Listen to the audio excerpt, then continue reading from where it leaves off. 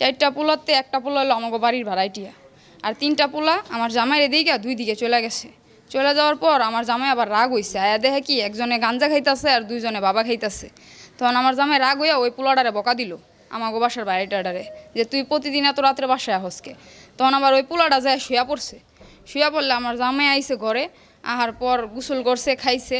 তখন আবার আমাকে বালুর গাড়ি আইতাছে, গোয়ালঘর ঠিক করতেছে। গাড়ি আইলে খাওয়া দাওয়া করে আমারে কইতাছে তুমি থাকো, আমি 1 ঘন্টা পরে আইতেছি। আমি কইছি আচ্ছা তুমি যাও। তখন আমি আবার চুলার পরে গিয়ে তরকারিটা না গরম করলে তো নষ্ট হয়ে যাব। তখন আমি তরকারিটা গরম করে 2টা জালনা লাগাইতেছি। এই মুহূর্তে 4জন লোক অ্যাটাক করছে, আমার ঘরের ভিতরে ঢুকছে। তখন আমি খালাগো একটা শিক্ষার দিতে আমার গলার মধ্যে ছুরি ধরে লাইছে। যখন আমার গলা ছুরি ধরছে তখন কইতাছে তোর জামাই একটু আগে আমার ঘরে বকা দিল কে, তার জন্য তোরে আমরা মাইরালাম।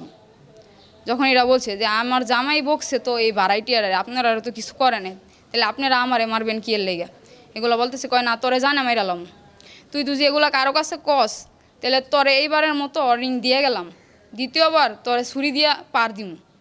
তখন আমারে কইতাছে যে তোর, আমি কইলাম যে আমার জান ভিক্ষা দেন। কয় তোর জান ভিক্ষা দিতে হলে তোর জিনিসপাতি আছে যা আছে সব দিয়া দে। কানের দুল ছিল, নাকের দুল ছিল, গলার চেন ছিল। নগদ নিয়ে এলো হার না মানা হার অফার।